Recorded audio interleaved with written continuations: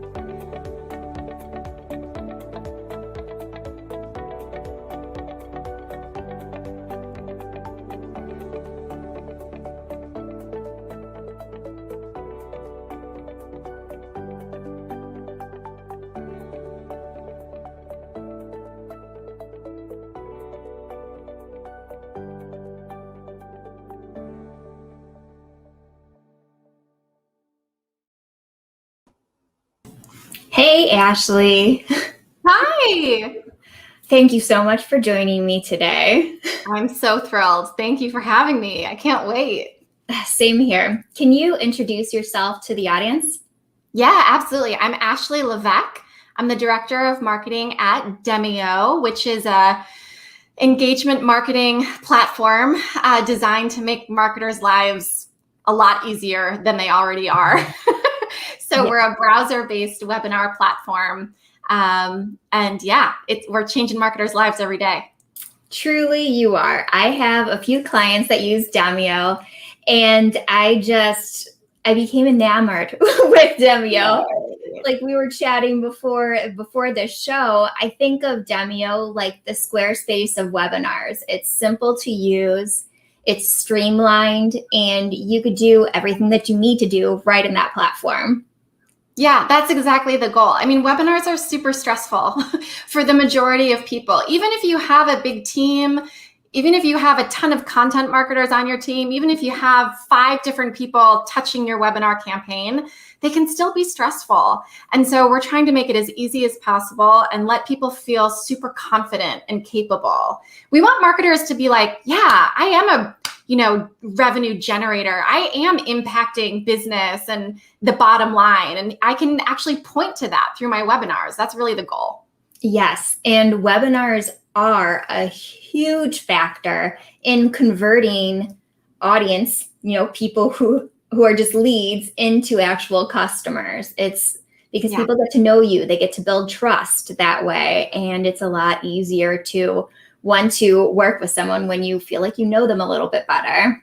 Yeah, absolutely. I think, COVID is definitely part of the webinar conversation. But if we actually take COVID out of the webinar conversation, the idea that COVID kind of forced people onto this strategy, webinars are one of the only two-way communication channels that marketers have in their toolkit. And we already know that, like you were just saying, that two-way communication is what builds trust and relationships. And that's what makes the sale. And if you think about the other kind of channels that we have, like blogs or even social media, email, they're just not designed to be engaging. They're not designed to build relationships. And I think that's where webinars really move the needle for marketers in particular, is being able to really build and nurture and engage a relationship that is quicker to drive to sales. And something that I talk about all the time is that marketing is really education first. It's educating your customers on how to solve their problems, and webinars give you a forum to be able to do that, and in real time where you can actually have that conversation. So you mentioned engaging. It's a way to be able to have an interactive and engaging conversation with prospects, with leads. But how do you make them engaging? A lot of times they're just Zoom calls. Oh my gosh, yeah, the worst. This is the number one question I get asked all the time, especially in a sea of not only noise where a lot of people are doing webinars, but I do think people aren't doing webinars to their full advantage. They're not taking advantage of the fact that it's a two-way communication platform. If you stand up on your webinar and you present it like it's a college lecture, you might as well be doing a blog post. You need to leverage the fact that it's an engagement channel. So there's two kind of ways that I think about this. One is tactical, tangible. And I have 4 tips, like immediate things you can do today to drive more engagement. I love this. Okay, good. Me too. So the first one is to use chat more. When I run webinars, I start webinars by saying, hey, chat is your home base.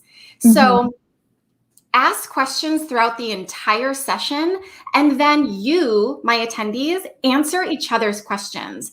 Develop relationships with each other, support and engage with one another, not just with me. But how many webinars have you been on where you kind of get in there and the host is like, tell me where you're from, and then just never looks at the chat again? Yeah, it's just and then it's over. It's such a wasted opportunity. So that's my first one. My second one is to actually provide tangible handouts throughout the entire experience. So I think what a lot of webinar hosts and presenters do is they sort of keep everything close to the chest. They're very present-y, right? On their platform, they've got their slides and they've got their presentation, and maybe they give away like a freebie or an offer at the end. But there's so much time. There's such an interim time there where you can actually validate your own points, where you can actually provide visual engagement opportunities with your audience by giving them stuff. So I like to do, I'm a big fan of like tangible, just like this, my 4 tips. I'm a huge fan of like checklists and how-to guides. And when I'm on a webinar and I'm talking about and educating a point, like if I were doing this, for example, these 4 bullet points, I would give a checklist, a physical checklist during the webinar that they could download and then keep and have. Because it not only helps to validate what I'm saying and gives a visual representation of it, it actually helps extend the value of the webinar itself. Another big, one second question. So technical realm of this in Demio, how do you give that checklist? How does that work? Awesome question. So in Demio, you can actually set up what we call the room, which is the webinar room where you're hosting your event. You can set that up ahead of time. So I can load up all of my PDF checklists, all of my pictures that I want to give away, whatever it is, I can load it all up ahead of time. And then during the webinar, during the live experience, I just fire them off. And I say, hey, attendees, incoming, check this out. And I fire it off. And then I can see as the host in real time who's downloading that. That's nice. Oh, it's amazing. So then on the back end analytics, I can go back and see who might be ready for the next step based on who was most engaged and initiated that kind of participation. Yeah, it's huge. So that's number 2. Okay. I have 2 more. Are you ready for 2 more? I'm ready for 2 more. Okay, so the other one is featured actions, which are basically call to actions during the webinar itself. So this is another kind of controversial one, maybe. I know a lot of webinar presenters, they just want to keep their people focused and engaged, and they don't want to move them off platform. And I think there's a lot of validity to that, for sure. But I also think that especially if you're doing something on education, if you're trying to get your point across, if you're trying to validate what you're saying, providing a blog post that helps to validate that in real time helps to cement these ideas inside your audience. And people are different kinds of learners, right? In the same reason that you might want to have slides, that also you might want to have like a video or graphics, because people just kind of consume information differently. You want to give them options and make it easy for them to take the next step. If you want them at the end of your webinar to go sign up for a trial, give them your trial link in real time. Don't make them search for it. Don't send it afterwards in an email. Send it right then when they're most excited and engaged with you. That's like goes beyond. And the same thing in Demio, I can see on the back end who clicked that link. Did they convert? What did they do? Is there a way to score based off of, like, are you able to connect Demio to your marketing automation software so you can score their actions that they take? Totally. Yeah. We have a ton of native integrations. So natively, we connect to MailChimp, we connect to ActiveCampaign. Through Zapier, we connect to like hundreds more. So we at Demio, we actually use HubSpot. And even though we don't have a native integration with HubSpot, I use Zapier to do all of this for me. So I send my attendees and my no-shows into HubSpot. I can score them based on what their average focus time was. So I can see, like, not only does it help me identify, okay, I look at my analytics for a 45-minute presentation and I can see that everybody dropped off at 30 minutes. Like, what did I do wrong there? I'm like, I was saying something at that point that was like a little off the mark, maybe. Not only does it help me with that, but I can use it for scoring to help me identify, are my webinars actually improving over time? Am I doing a better job? Is my content improving? Am I providing the value my audience needs? And who's most engaged? Like, how can I pick out the people from my audience that are the ones that I should be sending to my SDR team first and saying, hey, these are the people, right? Yes, we can do all of that, which is so powerful. And that reporting also made me think about CEUs. If you're doing a CEU on Demio, it requires reporting to see how long they were actually attending that CEU webinar. So you're able to use it for that too.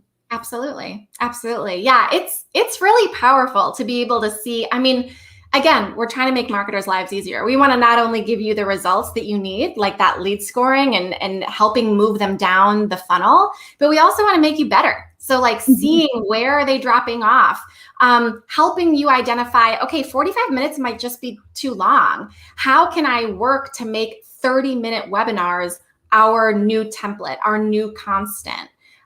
Because that's what your audience wants. That's what they're telling you. And as marketers, it's our job to, test. Listen to our customers. See what they actually like, provide it. Yeah, exactly. Okay, so those were 3. My number 4 is polls. So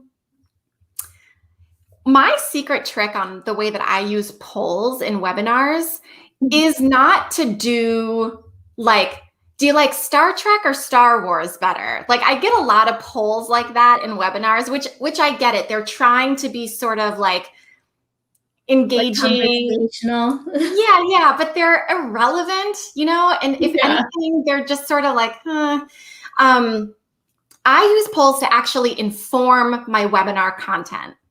So I present something that says, hey, we have two options here. We can talk about this or we can talk about this. Which one is more impactful for you, my actual audience on my actual webinar in real time? Which one do you want to hear more about? And then the majority wins. And then I just say, great. And I move to that slide and that's what we do. Yes. That being agile when you're creating that content is so important, and polls are a great way to do that. Yeah, it is such an opportunity to actually literally provide the content that your audience wants. Literally ask them and then just do it. It's incredible. So those are my 4 like tactical tips. Now, it's worth mentioning that all of those things can only really help move the needle if you also have a topic that's relevant, content that's relevant, an audience that is there because the topic and content match what they need, and if you have a host that is engaging. This is my number one thing is if you want to have an engaging webinar, you need an engaging host. And that's just sort of like full stop.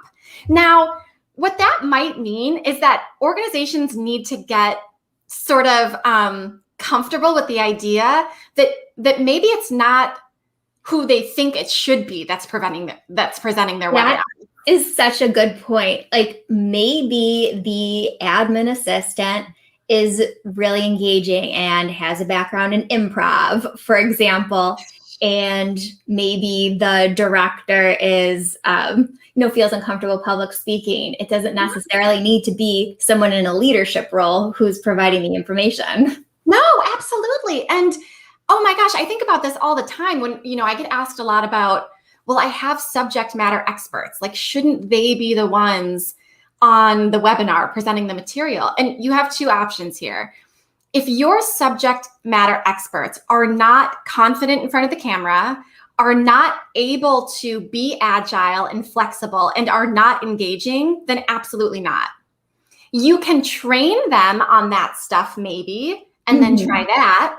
Or you can train the improv admin assistant to be the subject matter expert for an hour. Either way, you're putting in some time to figure out the best recipe, right? Well, but I do.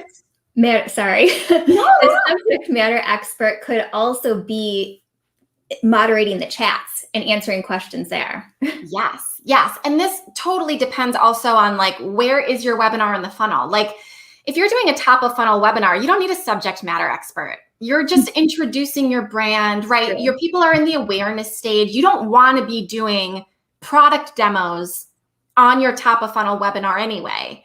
So that's my number one thing is like hard stop. If you want an engaging webinar, find someone engaging to run them. That's a big stop. Valid. Yes. Yes, I dig that. That makes so much sense. And so let's look at webinars as a strategy to grow your revenue. Where would you place webinars in the funnel, and how would you convert people who are an audience member into actual sales using a platform like that? Great question. So I think what I love most about webinars is that webinars show up in all parts of the funnel.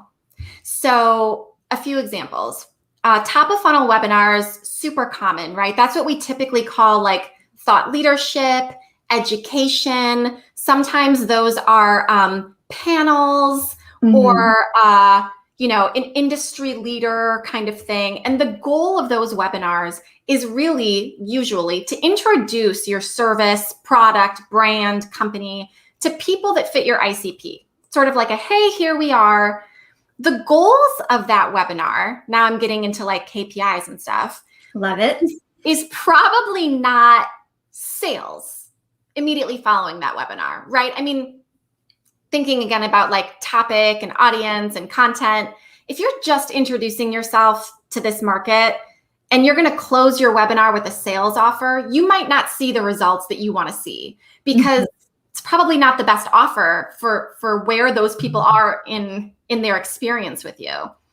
But if you move them maybe to a middle of funnel webinar later on, or maybe a simple email nurture or whatever your sales process looks like and your marketing funnel looks like, middle of funnel webinars are usually those who are ready to start talking about product features, product demos, sales demonstrations can happen on webinars. Webinars are just another way of saying one-to-many. So this is also a tip and trick for your sales team. If you're trying to lighten the load a little bit, if your sales team are doing back-to-back demos 7 days a week, why not throw open like an open house and do the same demo to more than one person? Save them time, still hitting the right people. You can still answer all the questions in real time. But it just helps to kind of organize their schedule a little bit. Yeah. And then bottom of funnel, using webinars to actually do customer onboarding, to actually do product roadmap updates, feature updates.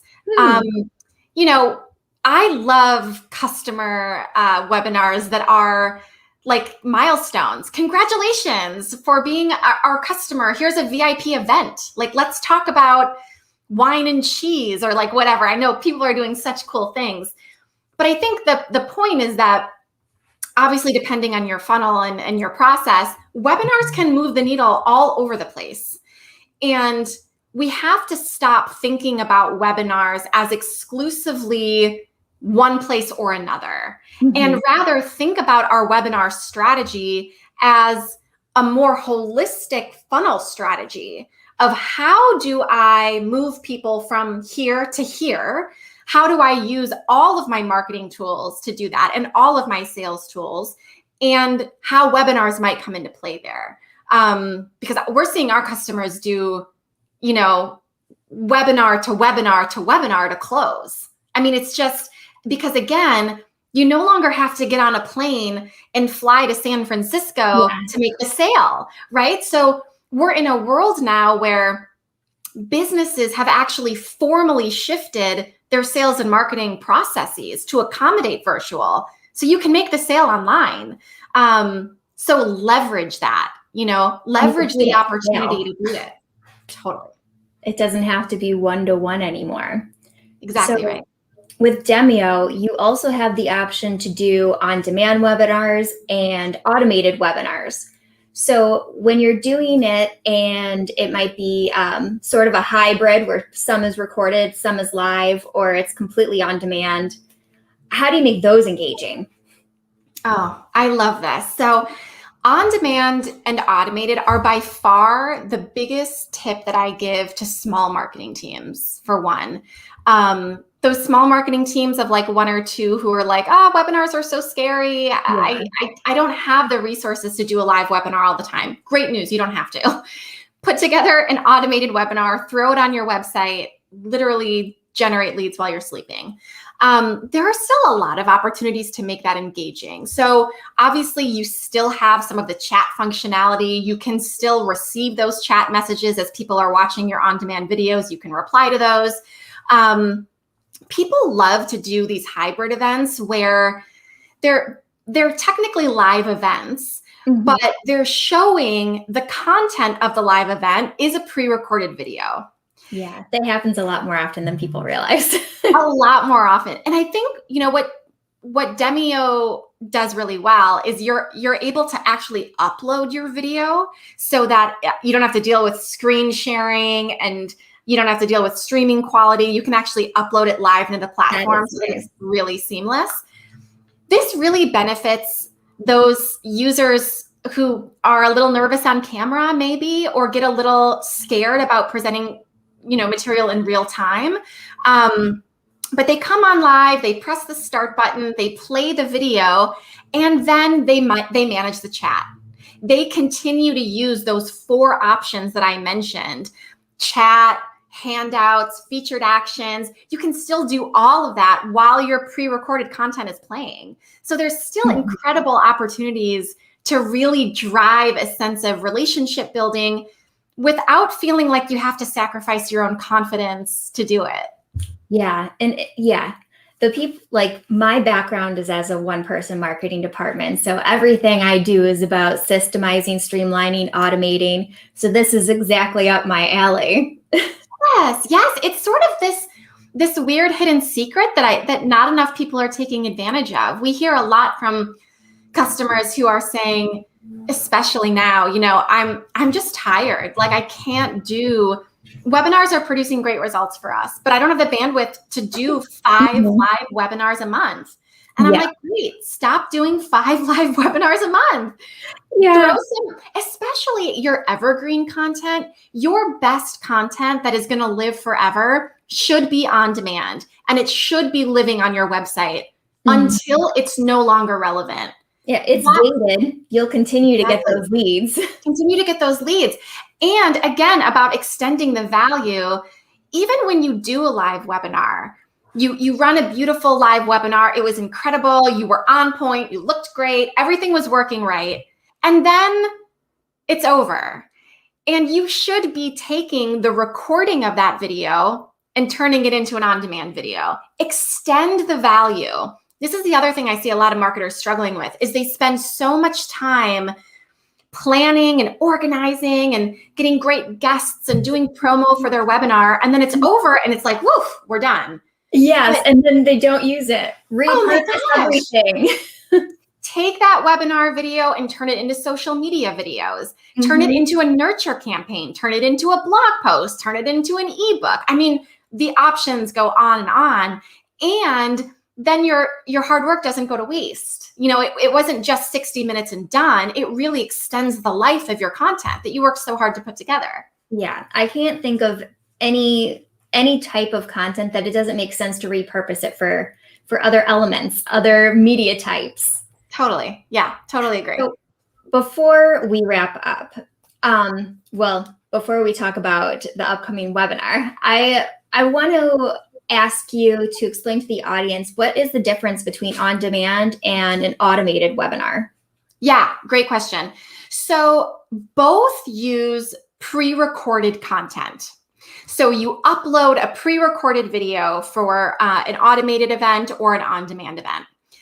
The benefit of an on-demand event, the way an on-demand event works is someone goes in to register, they fill out the little form, and immediately they can access that.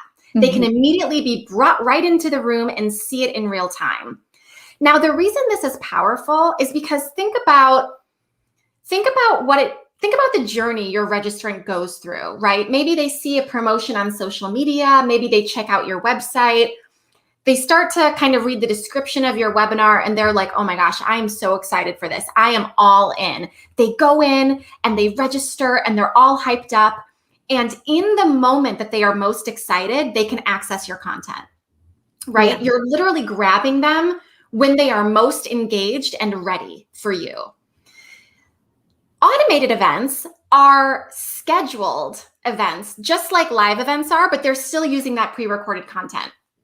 So the difference here is that just like in a live event, an automated event, you have to wait for whatever that date and time is. It looks like it's live. Right.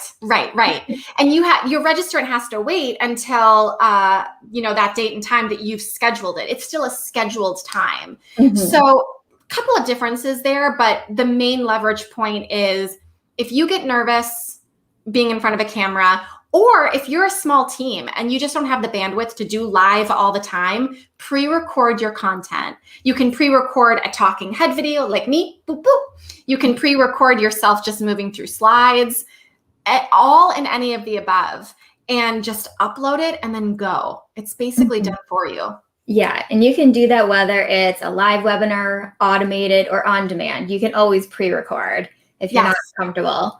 Like we're live streaming right now. I could mess up something right now and it's for the internet to see. Everyone will see it. And that's just the life I live. Same. Me too. Me too. I'm getting used to doing a lot of live webinars. The weirder things have happened. I mean, I was just saying my dog, who sleeps all day, always pipes up right when I'm about to like present something, as if she's just like ready. Yeah. She's like, oh, you need me to be quiet now? I'm just going to like chill here and decide to bark when I feel like it. It always happens. Absolutely. That's totally normal behavior. Yeah. So you have an upcoming webinar for Demio that I am really excited about. Can you tell us about it? Yeah, absolutely. So again, interactivity and engagement is the number one thing we get asked about all the time at Demio. So we're running a webinar on how to run interactive webinars. Now, the best part about Demio webinars, just in general, is that they are meta experiences, right? Like, we're going to run an interactive webinar for you that shows you what an interactive webinar is. Yeah, so you're using all of the points that you're going to talk about. Totally. We're not just going to like teach at you, you know? A lot of times I feel like marketing is just like distilling your information like upon your audience. Like, no, you're welcome. No, we're actually going to like envelop you as part of this experience, because we know how important your attendees' experience is for you as a marketer. You care about, are my attendees going to have a hard time joining the webinar? Are my attendees going to have to download an application? Are my attendees going to be able to join on mobile? Like, these are the things you really care about. How's my branding going to look, right? So come experience it in real time and see exactly how we run interactive webinars and exactly all of those tools and tips and tricks, see them in real time happening. And can I give a link to let people go register for that? Awesome. Yeah. So why don't you put it in the comments and then it'll shoot out to the world. Oh, I love that. Okay, cool. So this webinar is happening on June 3rd. And it's actually called Driving Revenue with Interactive Webinar Experiences. So we're going to be talking specifically about how engagement and interactive webinar experiences drive the bottom line. So the point here isn't just to have happy prospects, right? Engaged, interactive prospects. But the idea is that engaged, interactive, happy prospects lead to more sales, right? Lead to a better brand relationship, lead to better trust building between yourself and your prospects. And eventually, when they're ready to buy, they will. So we're going to talk about all of that on June 3rd. That is going to be awesome. I'll also put this in our show notes for the landing page. Thank you so much for joining me today. Yeah, you're welcome. Thanks for having me. This was so much fun. I loved it. Yes, it was. All right. I'll talk to you soon. Thank you. Thanks. Thank you, everyone, for joining us today. It was a blast. I personally love webinars. I feel like it's the apex of all the things I love. Very systemized, but also educating your audience on the things that they actually care about, that they want to learn. Now, if you liked this show, remember to click like, comment, and follow or share, or follow or subscribe wherever you're watching this right now. We're all over the internet at this moment. So wherever you are, make sure to follow or subscribe and hit like. And if you enjoyed this, you'll also enjoy our newsletter that comes out every Tuesday. Here's the link. It's also in the description. And thank you again for joining me. And I'll see you not next week because it's a holiday, but the week after. All right.